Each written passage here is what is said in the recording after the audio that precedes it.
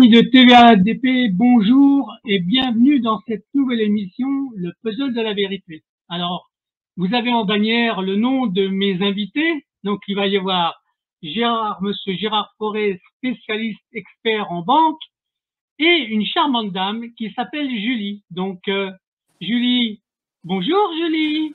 Bonjour. Bon, on fait venir Gérard en même temps. Voilà, bonjour Gérard. Ouais. Bonjour bon, Gérard. Bon, on va nous parler d'une affaire qui concerne Julie, mais avant tout, Julie, elle va se présenter. Elle va nous dire d'où elle est, ce qu'elle faisait, enfin voilà. Elle fait une brève synthèse de qui elle est. D'accord, Julie? D'accord. Donc moi, c'est Julie. Je suis issue d'une famille d'artisans taxi. Et j'ai créé mon entreprise en 2017. Et j'ai eu, comment dire, des soucis avec la banque. Voilà. Donc, j'ai choisi de liquider et je vais vous expliquer comment ça s'est passé. D'accord. Bon. Gérard, tu te présentes en 2 minutes, tu dis qui tu es, hein, d'accord? Oui. Alors, moi, Gérard Forcapper, je suis un ancien de la banque, j'ai fait toute ma carrière et je suis en retraite et depuis, j'ai monté un cabinet d'expertise bancaire. Et je travaille essentiellement avec des avocats pour faire des expertises sur des domaines qui sont quand même assez pointus et qu'il faut connaître, vous voyez. D'accord. Donc, on peut préciser une chose qui est importante, que si moi, je travaille avec le fonctionnement des vidéos, toi, tu as la maîtrise d'écrire des livres pour raconter des histoires. D'accord? Alors, c'est une des manières, justement. Il y a beaucoup d'affaires qui sont extrêmement complexes, qui durent pendant des années et des années. Et il est très dur pour les gens d'arriver rien qu'à raconter. Alors que moi, bon, j'en fais des livres. Et des livres, tout est exact, mais c'est sous forme de roman. De manière à ce que ça peut être lu dans un hall de gare, vous voyez. J'adore cette technique-là, je te le dis tout de suite. Je trouve que c'est complémentaire. Moi, je fais plutôt dans le cinéma, mais je trouve que la complémentarité, elle est très, très bonne. D'accord? Donc, on aura l'occasion de parler du fameux livre qui concerne Julie, parce que il y a un livre qui est sorti, ou qui est sorti. Oui, hein, bon. Qui va sortir, oui. Qui va sortir. Bon, qui sort cette semaine. Hein, voilà. Bon, Julie et moi, on l'avait coécrit. Hein. D'accord. Bon, en tout cas, pour l'instant, qu'est-ce qu'on fait? On donne la parole à Julie, puis elle commence de nous raconter sa petite histoire. D'accord, Julie? Tu nous as pas dit de quelle région tu étais quand même. Alors, là, en ce moment, je suis dans le nord, côté Tourcoing, mais je suis de l'est de la France, côté Montbéliard. D'accord. Ouh là, Montbéliard, c'est du côté de la... C'est la Franche-Comté, ça, Montbéliard? C'est la Franche-Comté, à côté de la Suisse, oui. Ah, d'accord. Je me disais, elle traîne sur les mots, elle traîne un peu comme les Suisses. Mon accent me trahit tout le temps, de toute façon. J'ai rien contre. Moi, j'avais beaucoup de familles du côté de Pontarlier. Pas bien loin. Ah oui, dans le Haut-Doubs, d'accord. Bon, allez, Julie, tu nous racontes un peu ta mésaventure. D'accord? On te laisse la parole. D'accord. Donc, j'étais artisan en taxi, j'ai créé une SASU. Et donc, j'ai contracté un prêt dans une banque. Et puis, donc, une entreprise qui était viable. Et donc, j'ai choisi de liquider parce que la banque n'a pas, n'a pas souhaité me prolonger. La banque n'a pas voulu me pousser un petit peu le prêt pendant 6 mois que je puisse changer mes véhicules qui étaient tombés en panne. D'accord. Donc, je me suis retrouvée sans outil de travail. Et donc, j'ai choisi de liquider parce que on m'a enlevé ma mutuelle, on m'a enlevé mon téléphone, on m'a fait plein de coups bas. Et après, donc, une fois que j'ai liquidé, on a voulu m'attaquer au tribunal sur une caution. D'accord. Voilà. Et je n'ai pas été signifiée de tout ça. Ce qui fait que la banque a mandaté un huissier qui, soi-disant, ne m'a jamais trouvé, alors que ma carte d'électeur, mes cartes grises, mon EDF, tout était à jour. Donc, j'ai tout de suite été au tribunal de grande instance où on m'invitait à payer directement, sans qu'on m'explique, sans qu'on m'invite à des rendez-vous préalables pour m'expliquer. Et voilà. En fin de compte, il n'y a pas eu de vrai contradictoire, en fait. C'est ça qu'on est en train de dire. C'est-à-dire que tu n'as pas été invité, ou en tout cas, tu n'as pas reçu la convocation, c'est ça? Alors, en fait, l'huissier m'a mis un simple mot dans la boîte aux lettres, aucune enveloppe, aucun recommandé, aucun accusé de réception. Et donc, j'ai été chercher le document et je me suis retrouvée en injonction de payer. Donc, je ne pouvais même pas être assistée de mon avocat, rien du tout. Donc, je me suis retrouvée face à la juge avec l'huissière. Donc, j'ai laissé parler l'huissière et après, donc, j'ai fourni les documents comme quoi on pouvait me trouver puisque j'avais fait toutes les diligences qu'il fallait pour qu'on me retrouve. Et la juge a trouvé le dossier donc irrecevable et a renvoyé ça donc à la banque et à l'huissière. Et ils n'ont pas trouvé meilleur moyen que de me réattaquer cette fois non plus au tribunal de grande instance, mais au tribunal de commerce. À nouveau, sans me signifier, donc je n'ai pas pu assister au rendez-vous au tribunal de commerce. Voilà. D'accord. Donc là, donc en fin de compte, c'est si je comprends par rapport à ce que tu viens d'expliquer, c'est que il y avait quand même un côté intentionnel pour pas que tu sois destinataire des convocations, en fait. Exactement, d'autant plus que, point de vue personnel, en décembre 2019, j'ai bien donné la bonne adresse à la banque, puisque je recevais mes relevés personnels donc à la bonne adresse. Et du fait, ils m'envoyaient des courriers, je ne sais pas où, que je n'ai jamais reçus, pourtant je faisais mes changements d'adresse partout.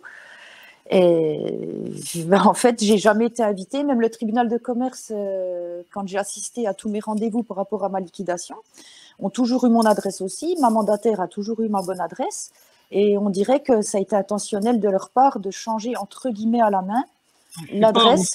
On dirait, c'est à peu près sûr que c'était intentionnel, parce que si tu avais des courriers avant à la bonne adresse par ta banque et par le tribunal de commerce, il n'y a aucune raison qu'il ne l'ait pas après.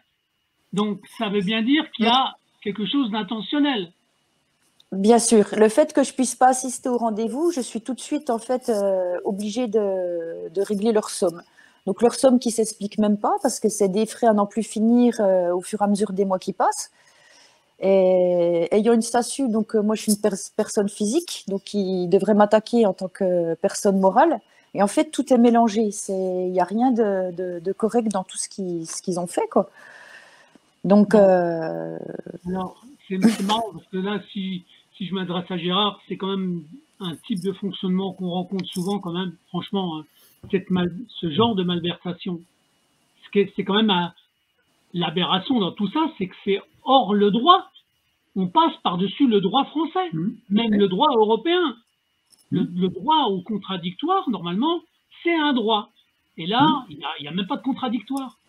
On subit, et c'est comme ça qu'ils arrivent à liquider plein d'entreprises, ou qu'il y a des liquidations abusives avec de la créance qui est inventée derrière, parce qu'il y a de l'argent à gagner derrière. Une liquidation, ça ramène beaucoup d'argent à beaucoup de gens, sauf à celui qui paye. D'accord, hein? C'est leur mécanisme. C'est comme ça qu'ils font. Et dans plein de cas, j'en ai tellement vu, mais là, donc là, pour l'instant, là, t'as fait appel de ce genre de jugement ou pas? Alors, non, en fait, c'est eux qui m'attaquent sans cesse dans différents tribunaux et qui rejugent une affaire qui a déjà été jugée. Donc, c'est compliqué parce que je ne suis pas conviée au rendez-vous, je ne suis pas avertie et tout d'un coup, je reçois des injonctions de payer avec des suppléments, avec des frais. Moi, j'ai liquidé une affaire qui était viable, il n'y avait pas de dette d'URSSAF, rien du tout, pas de dette envers les employés, tout était correct. Ils n'ont juste pas voulu me pousser un petit peu le prêt, que je puisse racheter des voitures pour travailler. Donc moi, plutôt que de faire des dettes, alors j'ai liquidé avant tout ça, et ça ne leur a pas plu. Donc, ils m'attaquent un petit peu ouais, d'accord. Partout. Ils cherchent à gagner de l'argent autrement que par une simple liquidation où il y aurait du passif. D'accord. Voilà. Ils essayent de se faire de l'argent avec un autre mécanisme. Exactement. Hein, c'est ça, Gérard. C'est ça. Donc, là, justement, Gérard, parce que dans un cas comme ça, toi, tu vois ça comment maintenant, Gérard? Alors, déjà, une chose. C'est Gérard Fort-Capper, tu as dit Gérard Forêt. Non, j'ai dit Fort, pardon, Fort-Capper. Forêt, non mais j'aime beaucoup. Non, mais je confonds en fait. J'ai aussi D'accord, non, mais excuse-moi, parce que je suis aussi ami avec un autre qui s'appelle Gérard Forêt, donc excuse-moi. Oui, non, mais il n'y a pas de mal. Mais tu sais que lui, il est un peu à part, hein, il fait des choses. Non, mais c'est plutôt attends. chaud, hein, d'accord. Non. Oui, Okay. mais il m'a fait remonter mon référencement. Ah oui, ça t'aide. Bon, Voilà, bon, dans le cas de Julie. Dans le cas de Julie. Voilà. Bon, Julie m'avait contacté il y a déjà plusieurs années, puis elle m'a contacté en 2021 pour cette affaire. Là, je te parle en tant que banquier. Hein. Dans une affaire comme ça, on est en décembre 2019. Julie fait des ménages, mais des ménages pas loin. Hein. Elle fait tous ces changements d'adresse. Elle m'a donné les documents, j'ai les preuves, dont celui dans la banque. Au mois de janvier, elle reçoit notamment ses extraits de compte de la banque. C'est bien la nouvelle adresse. Bon, il faut connaître le système informatique de cette banque. Quand tu changes une adresse, ça arrose partout. Bon. Au mois de février, je crois que c'était le 19 février, oui. L'huissière a une signification à comparaître pour le mois de septembre qui a été mise à l'ancienne adresse. D'accord ? Elle se pointe donc dans l'immeuble et elle n'est pas là. Ensuite, elle va à la mairie, elle demande « Vous la connaissez ?» Non, on ne la connaît pas. Alors, ça, c'est ce qu'on appelle les diligences. Hein. Mais alors, les diligences, c'est une petite calèche. Hein. Elle s'aperçoit sur Internet qu'il y a une liquidation. On s'est dit, elle va aller voir le mandataire, au moins les greffes du tribunal. Elle n'y va pas. C'est-à-dire qu'elle n'a fait aucune diligence. Rien. Julie, il n'y avait aucun problème pour la trouver. Mais elle rend la copie à la banque et en disant, elle a disparu. L'audience a lieu en septembre. Le juge, tiens, elle n'est pas là. Donc, on va juger en son absence. Il la condamne à une caution de 23 000 €. Bon. Mais elle est basée sur quoi, cette caution, en fait? Non, alors ça, c'est autre chose. Parce que si on avait attaqué au tribunal, la caution, elle sautait, elle était complètement illégale. C'était surtout des frais et autre chose. Là, nous, on aurait eu, enfin, avec l'avocate qui est Katia Debé, on n'aurait eu aucun problème pour annuler tout ça. Bon. Mais comme elle n'était pas là, donc elle est condamnée. Début octobre, on lui signifie le jugement. Mais problème, si elle a le jugement, elle va faire appel. Alors, qu'est-ce qu'on fait? On remet encore l'ancienne adresse. Et l'huissière reprend sa diligence et elle n'est pas là, elle n'est pas là, elle n'est pas là. Hop, partie, comme on dit, missing in action, hein, disparu. OK. On arrive au mois de février. Il y a une ordonnance pour injonction et pour saisie. Et là, c'est les miracles. Hein. Ils ont retrouvé la nouvelle adresse. Alors, je ne sais pas comment ils l'ont trouvée, mais elle est tombée du ciel. Ça, c'est le miracle. Bon, vous pouvez le croire. Hein. Bon. Alors, Julie m'appelle. Elle me donne tout le dossier. Je lui dis, mais attends, c'est une plaisanterie parce que moi, je serai l'inspection générale dans cette banque. Je te jure que là, j'explose tous ceux qui ont fait ça. Hein. Complètement illégal. Hein. Bon. Julie, je la rejoins donc à Montbéliard. On était début juillet, le 5 juillet. Oui. Elle passe au juge de l'exécution. Il y avait l'avocate qui était là. Julie, il suffisait de répéter, je n'ai pas été signifié. Et pourtant, l'adresse était trouvable. Quand la juge a vu ça, bon, c'est pas une imbécile, hein, elle a vu ça, bon, allez, on classe, sans suite, terminé. Bon. Alors, la banque, l'huissière, évidemment, ça lui a pas plu et à la banque non plus. Alors, qu'est-ce qu'ils font? Comme ils ne pouvaient plus faire appel, parce que c'était passé. D'accord. Alors, ils ont une idée géniale. Il y a un juriste là-dedans qui doit être absolument génial. Il dit, eh bien, on va la réassigner de nouveau. Alors que le premier jugement, il est nickel. Il n'a pas été signifié, mais il est nickel. Et cette personne-là qui a décidé de la réassigner n'a jamais entendu parler de l'autorité de la chose jugée. Ça la dépasse. Juger 2 fois une même affaire, alors là, elle ignore totalement. D'accord, non, non, mais là, elle est dans un abus de droit incroyable. Ah ouais, Franchement. Ah, on mais est c'est- dans un déni de justice. Je te jure que moi, quelquefois, je regrette l'ordalie, tu sais, le Non, mais jugement de Dieu, parce que c'est ça là, a le mérite d'être drôle, hein, quand même. Franchement. ah ben, ça a le Oui, mérite mais on est d'être obligé drôle. d'en rire parce que. Oui. Alors, elle est de nouveau, elle sait par hasard qu'elle est de nouveau assignée. C'était pour le 4 octobre. Donc, elle le prend, bon, elle me contacte bien sûr, et on part avec Katia Debé, qui est quand même spécialiste, elle est avocate à Versailles, et on travaille ensemble là-dessus. Bon, Katia a fait les conclusions qui sont sanglantes.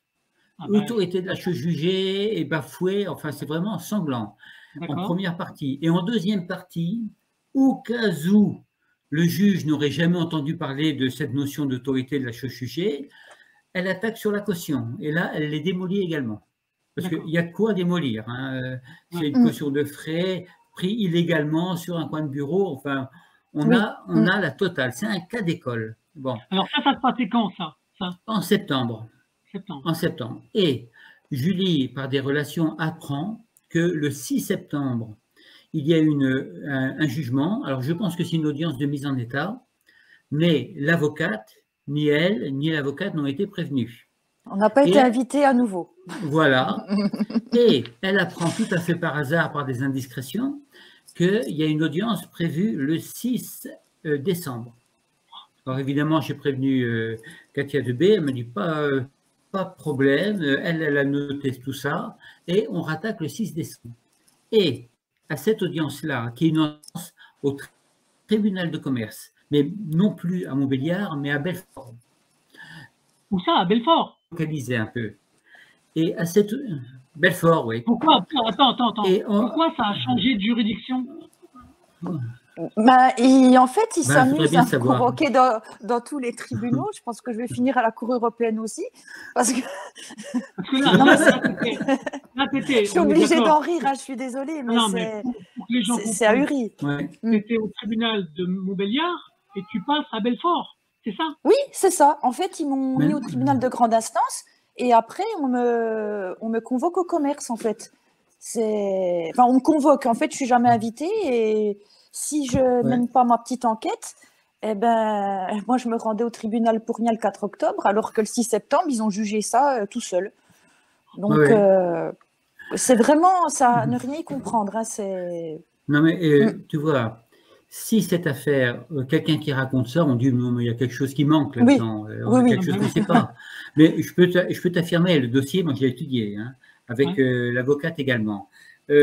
Alors, comme ils se disent Montbéliard, elle est trop connue, allez, on va passer à Belfort. Et ensuite, ce sera Strasbourg. Oui, pourquoi pas. Bon. Oui, mais attends, c'est authentique tout ça. C'est authentique, c'est ça. C'est terrible parce que évidemment, on les attend, alors là, sans aucun problème. Il y a surtout l'autorité de la chose jugée et le tribunal va juger une deuxième fois quelque chose qui a... Bon, c'est la totale. Et évidemment, on y va avec un dossier absolument complet. Mais cette affaire-là, d'une manière plus générale, et c'est pour ça que Julie a voulu en parler, ça arrive couramment. Oui. Moi, je suis saisi par des artisans, hein, notamment une autre affaire de taxi qui est du côté de Agen, dans ces coins-là. C'est passé en cour d'appel. La banque a été ratatinée complètement. Moi, mon principe, ça fait des années quand même que je fais ça, je ne suis pas du tout contre les banques. Pas du tout. Mais simplement, il y a des règles du jeu. Et quand quelqu'un, donc en l'occurrence c'est la banque qui n'applique pas les règles du jeu, il faut leur tomber dessus. Voilà. Oui, c'est ça. Non, mais c'est comme les tribunaux, quand ils ne pratiquent pas la bonne règle, il faut leur taper dessus aussi. Mais oui. Alors, et là, il y a une ambiance un peu glauque. Tu sais, c'est Siménon filmé par Chabrol. Hein, c'est ça. Moi, je crois que... Moi, j'ai eu un débat il n'y a pas longtemps concernant le monde de la justice, toutes les juridictions, d'accord? Tant que la responsabilité des juges ne peut pas être engagée, on va avoir du mal à avancer. Hein. On va avoir du mal à avancer. Et ben voilà. Parce qu'ils ne sont pas responsables des fautes qu'ils commettent. Oui. Donc, il y a quand même quelque chose qui colle pas.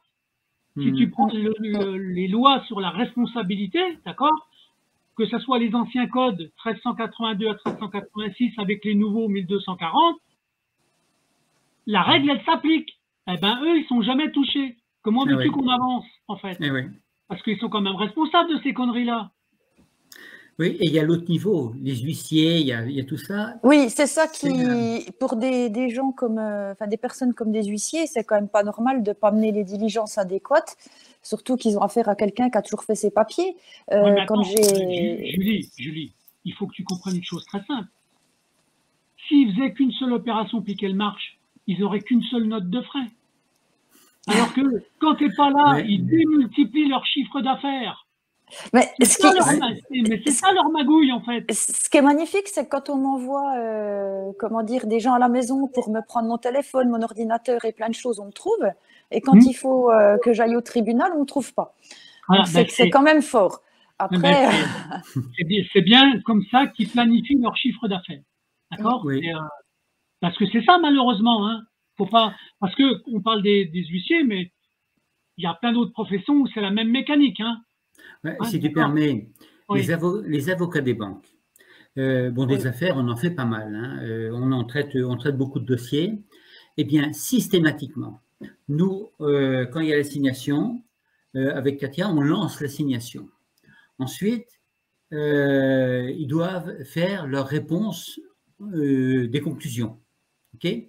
Eh bien, je peux te dire que chaque fois, les conclusions sont rendues la veille de l'audience, de manière à ce que l'on ne puisse pas répondre. Bon. Et que l'on puisse demander un report de notre faute. Et évidemment, c'est toujours les mêmes dossiers, les banques, je les connais par cœur, hein, je sais ce qu'elles disent. J'ai monté une chose, j'ai dit à chacun, si vous avez, comme c'est le cas, à 18h, la veille de l'audience, vous avez les conclusions, vous me les envoyez tout de suite, j'y passerai quelques heures, même dans la nuit, mais je leur réponds. Ça fait que le lendemain, la personne arrive à l'audience, l'avocat d'en face est persuadé qu'il y aurait un report, a dit non, je veux plaider. Et l'autre n'est pas prévenu. Voilà. C'est comme ça qu'on y arrive. Et d'autre part, ça fait plusieurs fois qu'ils remettent les conclusions à l'audience. À l'audience, carrément. Voilà, j'ai donc dit à un client là, pour qui je traitais le dossier, et je me doutais du truc. Je lui ai dit, si on te remet ça devant le juge, tu lèves les bras, tu dis, monsieur le juge, je refuse de le prendre. Mais c'est ce qui s'est passé, il a pu plaider. Ce qui est fort là aussi, c'est qu'on n'a même pas eu les conclusions, c'est qu'ils ont fait leur petite réunion tout seuls le 6 septembre. Mon avocate n'a même pas été informée, donc si je mène pas la petite enquête, parce qu'on n'a même pas le droit de me répondre à ça, on ne sait pas. Et il n'y a aucun avocat de ma région qui a pu me représenter parce qu'ils sont aussi avocats des banques. C'est quand même infernal. Alors après, tu subis, mais il n'y a pas que toi. Hein. C'est dans beaucoup de juridictions. C'est que la puissance financière qui est derrière, alors je ferai entre guillemets le réseau des frères ou des sœurs, hein, si tu vois ce que je veux dire. D'accord. Le réseau de la franc-maçonnerie perverse, ça existe dans les juridictions et dans plein de domaines. D'accord. Heureusement, ils sont pas tous pareils, mais il y en a beaucoup. Et donc, tu t'aperçois qu'ils se protègent entre eux. Et je te donne des exemples très concrets. Des fois, un avocat qui a l'intention de te défendre, si jamais on lui dit, attendez, cette dame-là ou ce monsieur-là, vous le défendez pas parce qu'autrement, votre carrière, elle est morte, je peux te garantir que l'avocat, il perd sa carrière. Hein. Et moi, je l'ai constaté dans des témoignages qu'on a fait en vidéo. Donc, je peux l'affirmer. Donc, qu'est-ce que tu te retrouves? Tu te retrouves avec des avocats qui vont se mettre du côté de la force, notamment du côté des banquiers. Comme ça, ils sont tranquilles, ils sont sûrs au moins d'être payés. Donc, les banquiers, ils paieront toujours. Mais les autres, ils ne servent plus du tout les justiciables. Et c'est ça qui est complètement dingue. Donc, et après, tu as le mécanisme de l'aide juridictionnelle. Bon, et là, les avocats, c'est un peu le hasard. Tu vas tomber une fois sur 100 sur quelqu'un qui sera compétent. Mais c'est cette mécanique-là qui s'est mise en place. Tu es d'accord avec moi, Gérard? C'est comme ça que ça fonctionne. Alors, je vais même aller plus loin. C'est que quand il y a un jugement, comme l'exemple que j'ai donné, un crash aérien et un crash financier, c'est un peu la même chose. un crash aérien, on ne va pas envoyer les avocats sur les lieux du crash. On va envoyer les experts pour faire un rapport, et au bout d'un an, il y aura un rapport épais comme ça qui sera remis aux avocats. Bon. Mais un crash financier, ils ne cherchent pas à comprendre ce qui s'est passé. Ça fait que les avocats n'y connaissent rien ni en banque, ni en calcul financier, mais ça, ce n'est pas leur job. C'est normal qu'ils ne connaissent rien. Mais ils vont refuser qu'un expert va venir plaider au tribunal.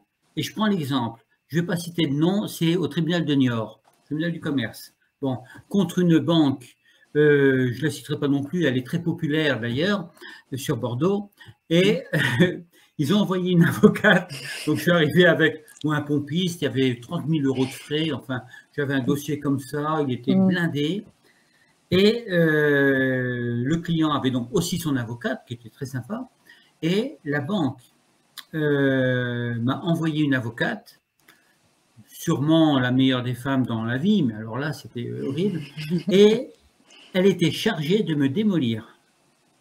Et elle a même dit au juge, si jamais il intervient, on fait appel.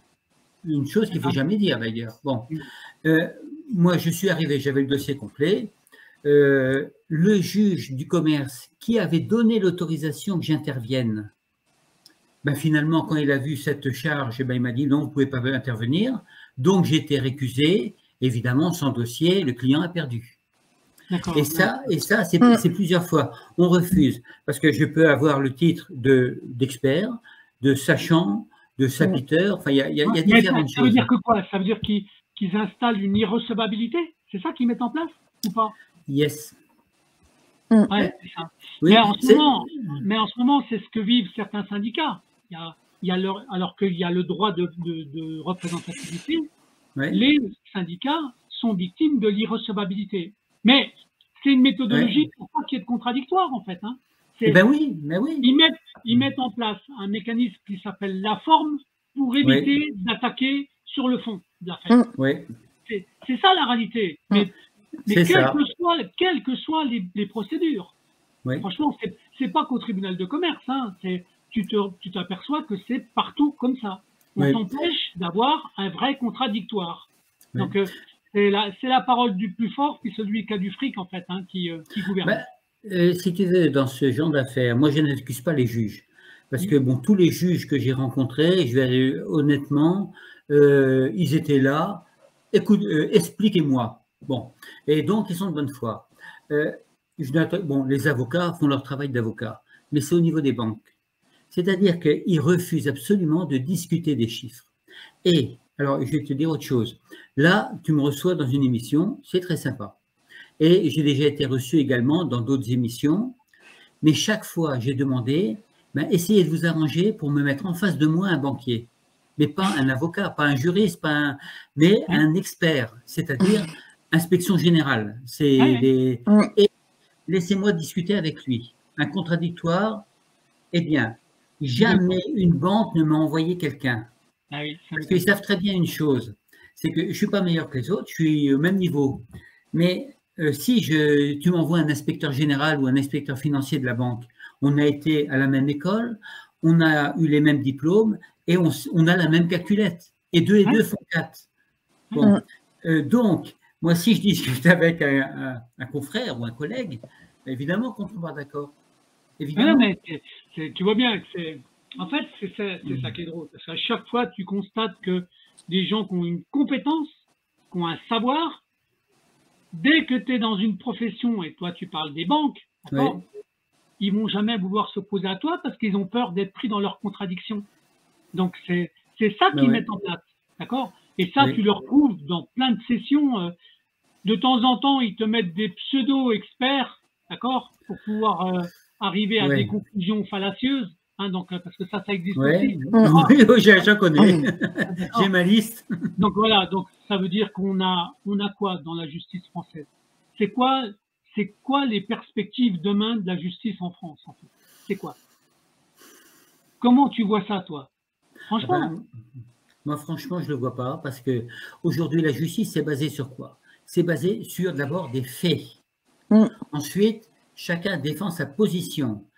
On écoute le premier, on écoute le second, on les laisse se contredire, et le juge qui est là, dans son fauteuil, il prend sa décision.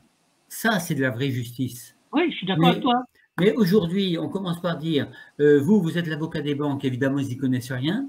Vous êtes expert, mais vous n'avez pas été nommé par le tribunal, donc dans ce cas, dehors. Et on va juger sur quoi? Voilà, mais les faits, comment ils peuvent connaître, je dirais, les faits et comment ils peuvent prendre un jugement. Parce qu'ensuite, ces messieurs, ils disent, il est de jurisprudence constante que les frais ne sont pas inclus dans le taux et tout ça. Mais il n'y a pas de jurisprudence constante. Nous, avec Katia, on a 29 jugements sur 29 où effectivement, il y a 29 juges qui ont décidé qu'on avait raison. Et c'est pas ces juges-là, tout simplement, ils se sont dit, attendez, monsieur Faure ou maître Debay, expliquez-nous. Et on explique avec des chiffres, d'une manière très pédagogique et très simple. Et à partir de là, le juge dit, c'est évident. Bon. Et alors, n'oublie pas une chose, c'est que les frais d'intervention, qui est en haut de la chaîne alimentaire, hein, c'est 6 milliards par an qui sont pris dans l'économie. Et si on prend les 5 dernières années, c'est 30 milliards qui devraient être reversés aux entreprises. Les entreprises, je vais te donner un exemple qui se passe à Agen. C'est donc un hôtel-restaurant du côté de Villeneuve-sur-Lot. Ce petit hôtel, j'ai été reçu là-bas, bon, sympathique, quoi. Il y a une dizaine de chambres, de 5-6 personnes qui travaillent, enfin, petite affaire familiale. Eh bien, ils ont pris, j'ai tout le rapport là, hein, 63 000 € de frais. Alors, comment veux-tu qu'une entreprise, une mouche qui coupe les ailes, tu dis, elle ne vole plus. Et pourtant, oui, c'est ça. Voilà, et pourtant, la famille, tout le monde a fait des efforts dans cette famille, mais c'est l'hémorragie. Et c'est encore une banque que je ne citerai pas, qui est très populaire d'ailleurs là-bas. Tu vas finir par le dire, le nom ou pas? Non, je ne vais pas le dire.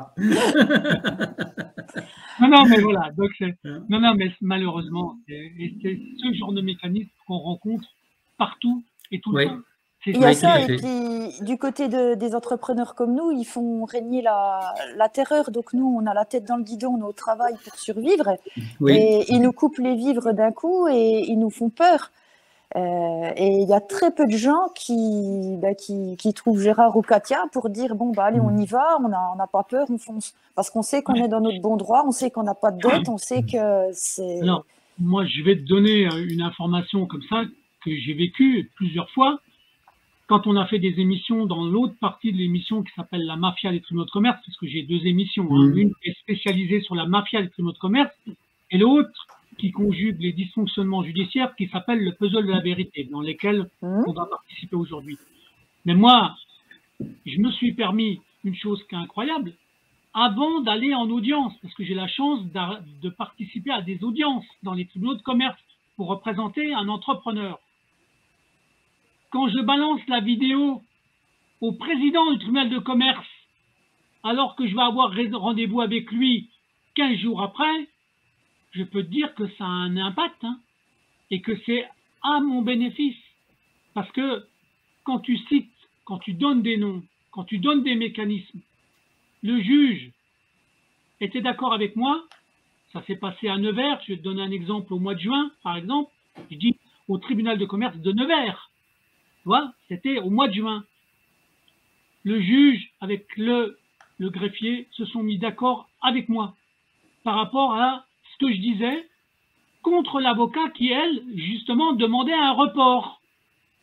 Et j'ai refusé le report parce qu'on était là convoqué pour être en session parce qu'elle voulait modifier ses conclusions par rapport à l'accusation que je faisais. Tu vois, jusqu'où ils sont capables d'aller. Bon, là, je peux te dire que l'entrepreneur, entre guillemets, il avait une toute petite dette. C'était 9 000 et quelques euros. Il voulait liquider une entreprise pour 9 500 €. D'accord? J'ai demandé simplement au tribunal de bien vouloir lui accorder des délais de paiement sur cette somme-là et non pas la somme que réclamait la partie adverse, qui est maquée avec les banques. Résultat des courses au mois de juin, le juge, pour participer à l'événement, il dit « Bon, on se reconvoque fin novembre. Et il avait pratiquement 6 mois pour récolter dans son chiffre d'affaires de commerce la somme de 9 000 et quelques euros. Tu vois, donc, ça veut dire que quand ils ont décidé de donner une ouverture, de temps en temps, ça arrive. Mais c'est rare, hein. C'est rare, parce que les 3/4 du temps, ils t'inventent des dettes, tu sais bien comment ils font. Ouais. Ils t'inventent même des créances, et le pire, dans ce qu'on voit, c'est que de temps en temps, quand je prends la partie du passif, et ça, tu as dû déjà le voir, hein, quand tu analyses ça, des fois, tu as des abandons de passifs, des abandons de créances. Ils en tiennent pas compte. Non. Ils en tiennent pas compte. Ils tiennent même pas compte des crédits que tu peux avoir, même par les impôts. Le but, c'est d'augmenter le passif pour pouvoir te couler, en fait. Alors toi, c'est toi qui avais demandé la liquidation sur un incident de formation bancaire. Eh ben là, c'est la Berthe. Ils vont t'inventer des problèmes, d'accord, oui. à l'encontre d'une liquidation qui aurait dû être d'une simplicité, mais absolue. Eh ben non. Ah ben bien sûr, ça s'est fait au tribunal de commerce pour ma part, ça s'est fait en 2 jours. Donc la mandataire m'a affirmé n'avoir jamais jugé a pris en compte une affaire aussi facile parce qu'il n'y avait pas de dette. Et on m'attaque sur je ne sais pas quoi en fait. C'est magnifique. Donc quand tu n'as pas de dette, on va t'en inventer. Ben oui, il faut bien en inventer. Ben oui. De toute façon, c'est raconté dans le livre, tout ça. Et il y a des choses qui vont encore plus loin parce que du coup, on a fait une session de part avec la mandataire de mon entreprise et le directeur de la banque en marche avec la mairie d'où étaient mes places. Eh bien, tout d'un coup, on ne pouvait plus céder mes places.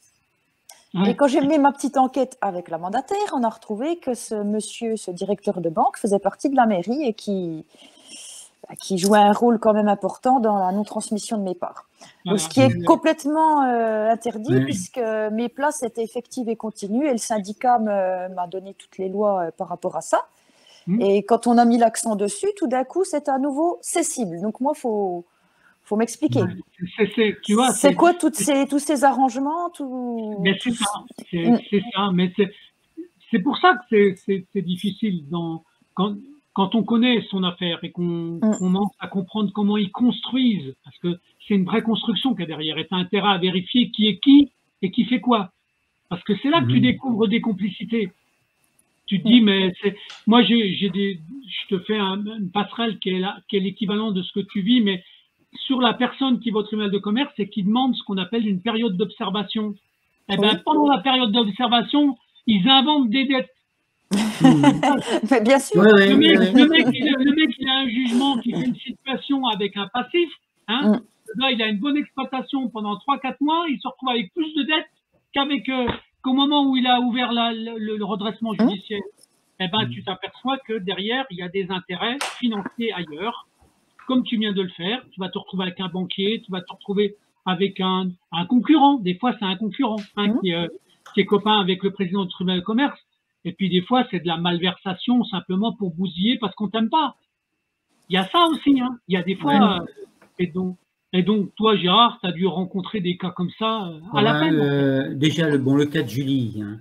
Le cas de Julie, on se connaît depuis plusieurs années.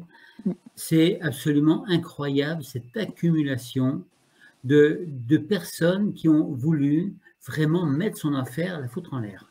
C'est clair. Et c'est pour ça qu'on avait décidé d'écrire un livre.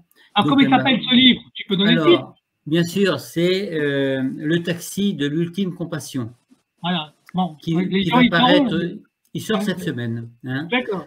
Voilà, et donc on l'a écrit tous les deux, on l'a fait sous forme de roman, bien sûr, mais tout ce qui est dedans est rigoureusement exact.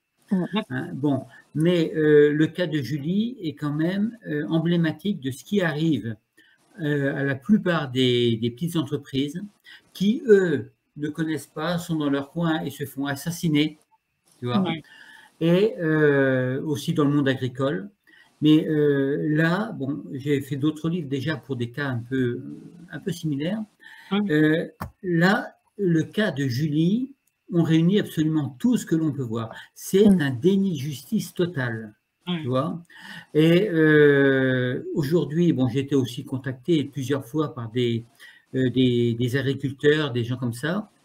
En fait, on leur dit, on va piquer tout ce qu'ils ont et on va peut-être juste leur donner une corde, tu vois, et peut-être leur faire payer la corde. C'est ça. Parce que j'ai eu le cas, moi j'avais eu le cas dans le centre de la France, c'était le frère d'une agricultrice qui m'avait appelé et qui m'avait dit, bon ben non, ma sœur, elle est au bout, elle va se pendre, essayez de faire quelque chose, moi je ne sais plus quoi faire. Je l'ai appelé et on a discuté. Et bon, ben là je lui avais demandé comment elle comptait se pendre. Alors elle me dit, je prends une corde dans la grange. Je dis, non, mais ça se fait pas comme ça, une corde. Faut faire des tours et tout ça, sinon vous allez pendant une demi-heure, vous allez suffoquer. Hein. Alors après, elle m'a demandé, mais c'est quoi la mort la plus rapide? Je dis, c'est l'essence. 1400 degrés tout de suite. Voilà. Pardon. Et là, quand même, elle s'est détendue. Ah je suis très morbide. Julie aussi. Bah oui, c'est ce qui fait percuter. Ça a été efficace. Ça a été efficace. Alors après, elle était très étonnée. Je dis, bon, maintenant on arrête les plaisanteries. Dites-moi ce qui se passe. Qui est la banque concernée? Envoyez-moi les extraits, je vous fais une étude. Finalement, je suis intervenu. Je n'ai même pas eu besoin d'intervenir au tribunal. Hein. J'ai menacé la banque qui a fait les remboursements. On a adressé l'affaire. Ouais.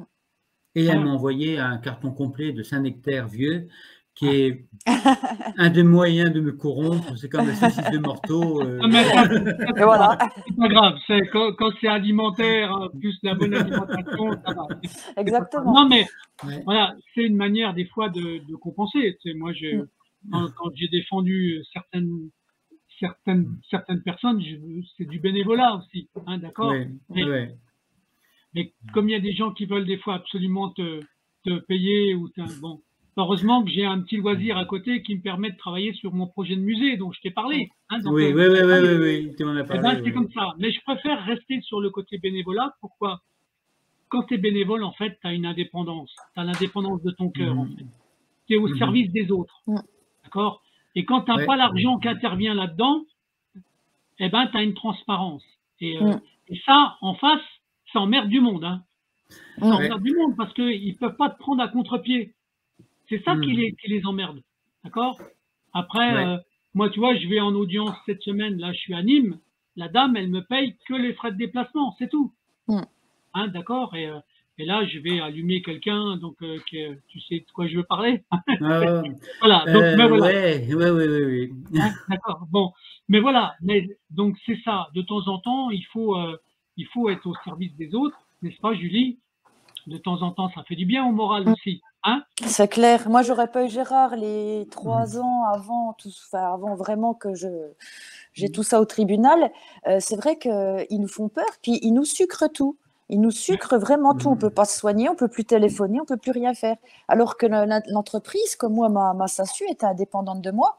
Donc, je ne comprends pas pourquoi moi qui étais en retard, vraiment en retard nulle part sur tous mes règlements, même d'un point de vue personnel, qu'on m'ait coupé ma vie comme ça. On m'a coupé. Je n'étais plus rien. Julie, franchement, moi je le dis franchement, on a voulu l'assassiner. C'était le Mirador et j'étais sur le champ de bataille toute seule. Quoi. Oui. Pour que les gens aient peut-être un aperçu, est-ce qu'autour de toi, tu étais concurrente à des gens qui étaient déjà installés ou pas? En fait, je suis issue d'une famille d'artisans et du coup, donc, comme c'était familial, on plaisait beaucoup et il y a eu l'émergence des gros groupes, des gros actionnaires autour. Et pourtant, on n'a pas leur chiffre d'affaires, on n'a pas toute la main-d'œuvre comme eux, mais on est une ombre au tableau puisqu'on fait de la qualité, on est efficient et du coup, ça ne va pas. Et le problème c'est que ces gens-là font partie du conseil d'administration des banques. Donc, c'est eux un peu qui décident si on pousse le prêt, si on octroie ça. C'est une manière d'amener c'est corrompu. Hein. C'est une manière d'amener une forme de vérité, en fait. Hein, d'accord? Mais quand Julie dit que c'est corrompu, ce n'est pas une expression comme ça en l'air. C'est réellement corrompu, d'autant plus que cette affaire-là, bon, évidemment qu'on va la gagner parce que bon, elle est absolument nette, mais pour moi, je ne vais pas m'arrêter là. Parce que je vais voir au niveau de la direction de la banque, de l'inspection générale, de leur expliquer tout le cheminement de ce qui se passe dans ces petites agences un peu reculées. Parce que là, il faut stopper. C'est la réputation des banques que finalement je défends. On n'est pas contre les banques. On n'est pas Mais contre oui. les banques. On est contre leurs sous-agences, on va dire, qui font Oui. leur petit melting pot là au milieu et Bah, qui décident. C'est des collusions, en fait. Hein, c'est ça.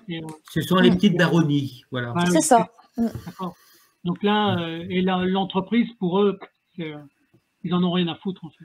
La vie humaine non plus. Hein, bon, en tout cas, pour cette affaire, donc là, les gens, ils vont avoir l'occasion de pouvoir suivre l'affaire de Julie dans un livre. Alors, si je comprends bien.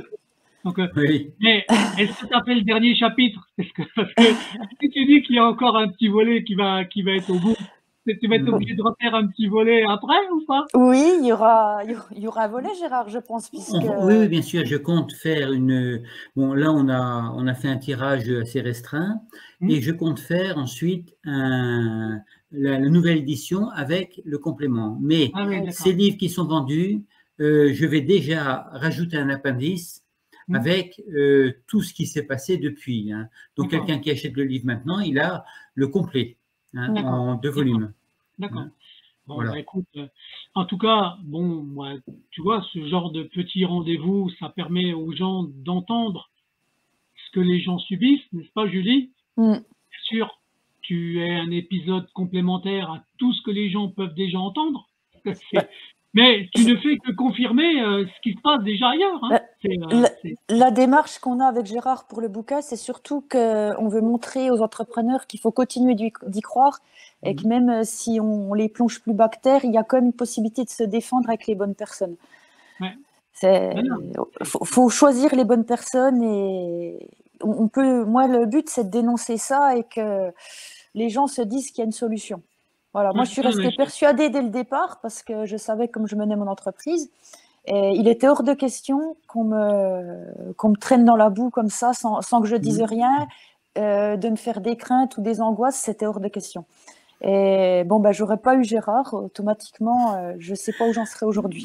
Je tiens à le dire. C'est de la Franche-Comté. Hein. Je suis de la Franche-Comté. C'est de la Franche-Comté. Donc, dans le mot, il fallait compter sur quelqu'un de franc, en fait. Hein, d'accord. C'est ça. Ça a le mérite. Et puis, il y a quand même, malgré tout, il y a une forme de douceur, en fait. Hein. Oui, c'est ça. En plus. Hein, donc, voilà. Donc, ce petit épisode de jeu de mots, d'accord, ça fait du bien au moral, en fait. Hein, exactement. Bon, donc, Gérard, qu'est-ce qu'on a à faire en conclusion de ce petit dossier? Qu'est-ce qu'on a à dire de plus alors? En conclusion, on va arriver au terme. Donc, est-ce que Julie t'a dit l'essentiel de ce que tu avais à dire ou tu as encore un petit mot encore à dire, quelque chose? Oui, excuse-moi, vas-y. Je donne rendez-vous au tribunal, en fait. Voilà. Ouais. Gérard? Et moi, je rajouterai une chose. Bon, c'est qu'il y a beaucoup d'entreprises en France qui sont liquidées. On va complètement ruiner l'entrepreneur, lui vendre sa maison, le couple va éclater, voilà. Alors que ce sont des entreprises qui marchent très bien. Et les affaires que j'ai, donc je pense à ce pompiste là à Niort, où il lui prête 28 000 €. Je pense à mon hôtelier là qui va bientôt sera bientôt jugé, où il y a 63 000 € qui sont partis. Et tout ça, c'est dans la plus grande illégalité.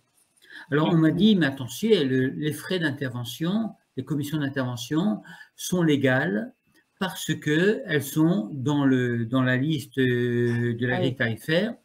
Mais moi je dis que le Prozac aussi est légal. Seulement, vous en prenez 3 tubes. Vous allez voir. C'est ça. C'est tout. Donc c'est ça. Et c'est un combat, je dirais, les artisans, les commerçants, les petits entrepreneurs, et les particuliers aussi, parce qu'ils sont pas mal, on ne demande rien de spécial, sinon l'application de la loi.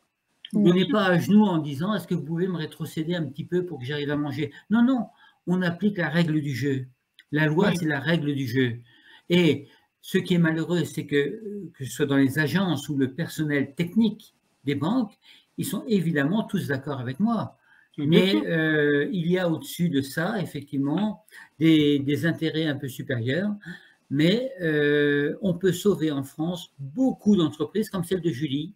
Parce que si Julie, le dossier, je le connais par cœur, hein, si Julie n'avait pas subi ça, ces irrégularités et ces coups bas, eh ben, aujourd'hui, elle sera au volant de son taxi. Là.